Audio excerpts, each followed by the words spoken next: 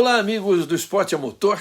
Depois daquele GP de Mônaco, em que a chuva chegou a criar alguma emoção, mas ainda longe do que a gente queria, agora a Fórmula 1 está em Barcelona, uma pista conhecidíssima de todos, e a gente espera uma corrida muito mais disputada.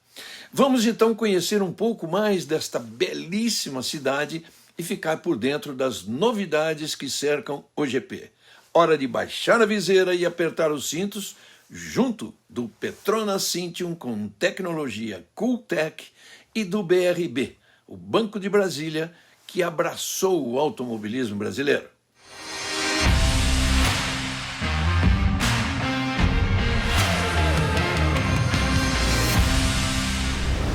Barcelona é puro encanto, ao mesmo tempo moderno e histórico, e uma cidade vibrante a qualquer época do ano.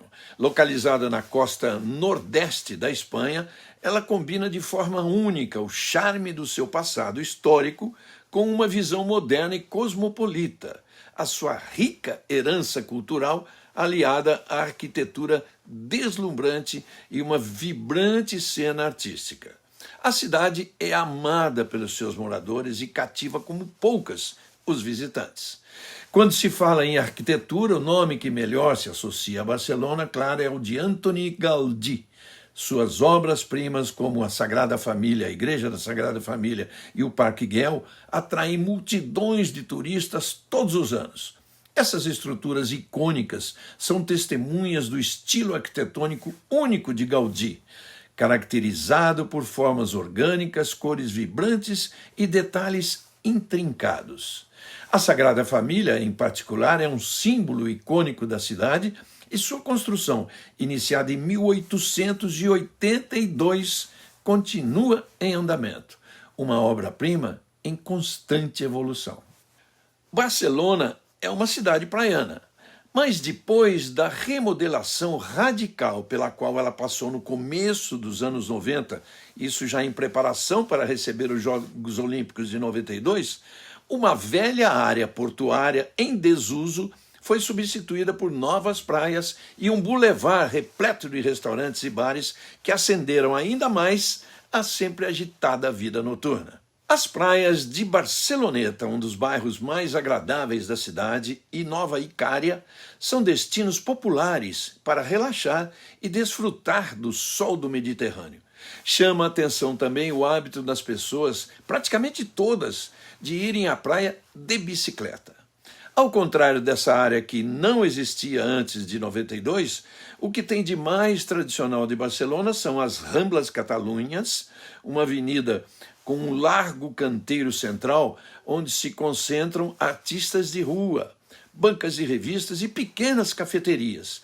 É um ponto de encontro central para moradores locais e para turistas. Vale a pena ver e desfrutar e ficar por lá um tempinho. A gastronomia catalã é uma atração mais do que especial.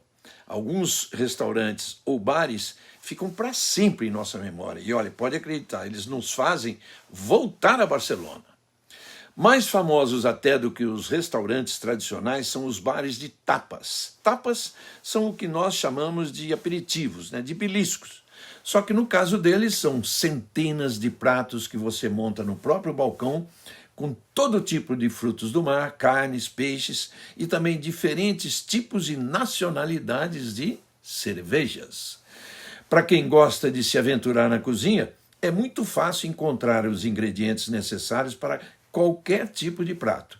Existem amplos mercados, como o de La Boqueria, que oferecem uma ampla variedade de produtos frescos e autênticos.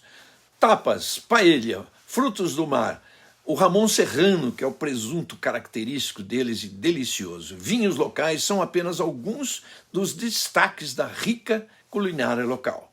A cidade também é conhecida por sediar grandes eventos esportivos. O Barcelona, um dos maiores clubes de futebol do mundo, chama a cidade de casa.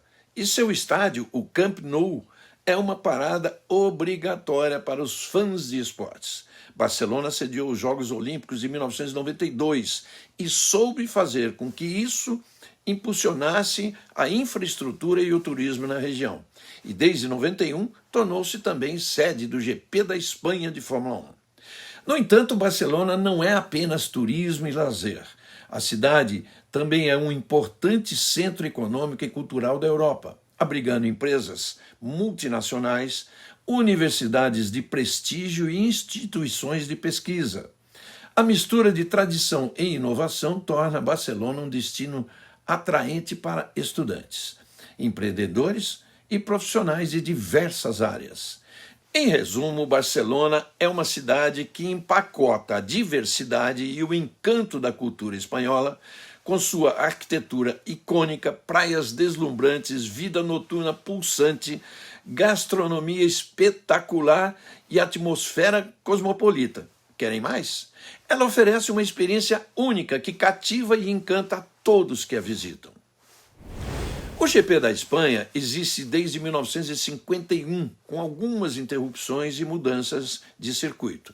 Os primeiros foram disputados em Pedralbes, Jarama, é um circuito que fica em Madrid, Montjuïc, que é um bairro de Barcelona na época em que o GP era disputado em corrida em pista de rua, Jerez de la Frontera e, por fim, o Autódromo de Barcelona, que na verdade fica em uma pequena cidade vizinha chamada Montmeló.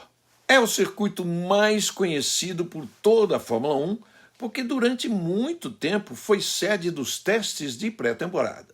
É que o inverno espanhol, menos severo, óbvio, que o da Inglaterra, proporcionava melhores oportunidades de treinos às equipes.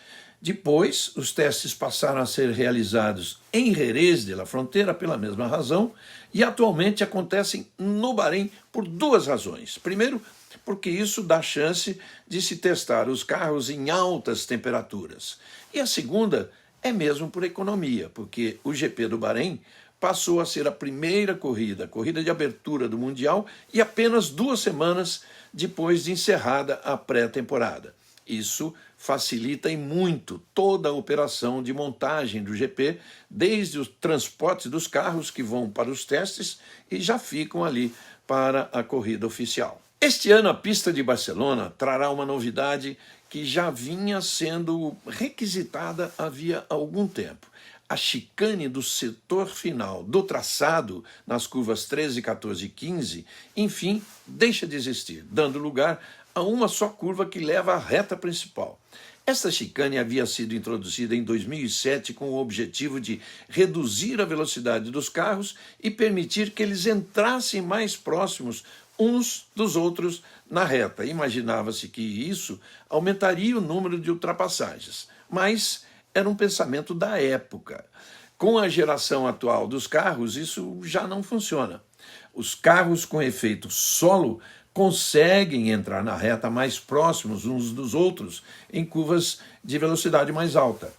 Se a medida vai funcionar, é o que a Fórmula 1 vai saber neste final de semana. Com isso, o tamanho da pista diminui de 4.675 metros para 4.657, diferença de apenas 18 metros, mas deve representar no mínimo 5 segundos a menos no tempo de volta. Fala-se até em 10 segundos de diferença. Do grid atual, apenas o veterano espanhol Fernando Alonso disputou o GP da Espanha sem essa chicane no setor final. Isso foi em 2006. A pole position que o espanhol conquistou com a Renault foi de 1 minuto 14 segundos 648 milésimos. No ano seguinte, já com a chicane, o tempo da pole subiu para 1 minuto 21 segundos e 421 milésimos e foi de Felipe Massa com a Ferrari. Quase 7 segundos de diferença que, se aplicarmos aos carros atuais, deverão deixar o tempo de volta em torno de 1 minuto e 11 segundos, já que em 2022, Charles Leclerc fez a pole position na casa de 1,18. Um cenário interessantíssimo para a Mercedes AMG Petronas saber, com dados mais concretos, se as atualizações levadas para os carros de Lewis Hamilton e George Russell já em Mônaco, que foram levadas, de fato vão fazer efeito. As novidades estrearam em Mônaco, mas convenhamos que não é nem de longe a melhor pista para coletar esse tipo de informação, não é mesmo? Quanto aos pneus, depois de usar em Mônaco a gama mais macia, a Pirelli parte agora para os compostos mais duros, o que também já é habitual em Barcelona. Mas e a Red Bull? O quanto ela está à frente da concorrência? É outro dado a ser confirmado agora, no primeiro circuito permanente e depois de 2 corridas em pista de rua, Miami e Mônaco. E querem mais uma curiosidade que está mexendo com a expectativa dos espanhóis? O que a Aston Martin poderá fazer na corrida de casa de Fernando Alonso. Ele anda numa felicidade total depois de 5 pódios em 6 corridas, sendo um deles o 2º lugar em Mônaco, e agora espera muito mais, principalmente porque foi lá, 10 anos atrás, que ele conseguiu sua última vitória ainda pela Ferrari. Com 4 vitórias em 6 corridas, Max Verstappen lidera com folga, uma folga de 39 pontos sobre o companheiro de equipe Sérgio Pérez, que ficou no 0 em Monte Carlo.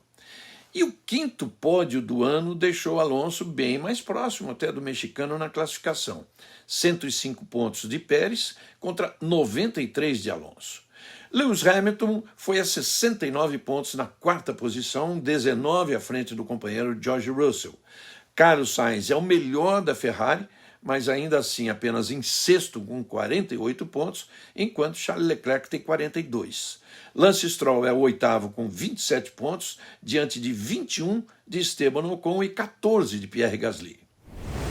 Com 100% das vitórias até agora, a Red Bull não tem adversários na tabela do Mundial de Construtores, somando 249 pontos. A Aston Martin é a vice-líder com 120. Mas como ela tem pontuado constantemente apenas com um piloto, que é o Alonso, sem a ajuda do Stroll, a equipe já se vê ameaçada pela Mercedes AMG Petronas, que tem 119. A diferença agora é de 1 ponto. Para termos uma ideia de como o Alonso está correndo praticamente sozinho, ele somou 77,5% dos pontos, dos 120 pontos da Aston Martin no Mundial. A Ferrari, que nem de longe esteve na briga pela vitória em Mônaco, aliás, mais uma vez cometendo erro na estratégia, é a 4ª colocada com 90 pontos. Não ameaça, mas também não é ameaçada. A Alpine desempatou finalmente o jogo com a McLaren no 5º lugar, depois do espetacular pódio de Esteban Ocon em 3º em Mônaco e também o 7º lugar de Pierre Gasly. Isso fez a equipe francesa pular para 35 pontos contra 17 da McLaren. Com 8 pontos, a Haas segue em 7º, 2 à frente da Alfa Romeo e 2º, o que vem já sendo falado no paddock. No ano que vem, a marca Alfa Romeo deverá se juntar à Haas, enquanto a Sauber já se prepara visando a parceria com a Audi, mas isso a partir de 2026. AlphaTauri com 2 pontos e Williams com 1 fecham a contagem dos construtores. O Band Esportes transmite os treinos livres de sexta-feira às 8h30 da manhã e ao meio-dia, além do 3º treino às 7h30 de sábado. Lembrando que a gente sempre entra no ar entre 10 e 15 minutos antes da bandeira verde. Para a classificação, Band e Band Esportes mostram ao vivo a definição do grid de largada com início às 11 horas da manhã. No domingo, já estaremos a postos e trazendo as informações na tela da Band a partir das 9 da manhã, 1 hora antes da largada da corrida.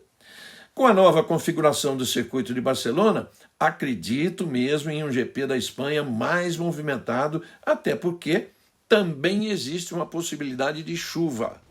E na segunda-feira voltamos com aquele nosso encontro marcado no Batendo Roda com Rubinho Barrichello.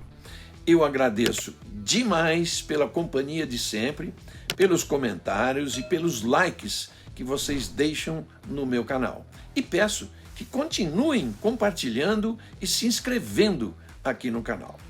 Valeu, gente. Até o fim de semana nas telas da Band e do Band Esportes. Tchau.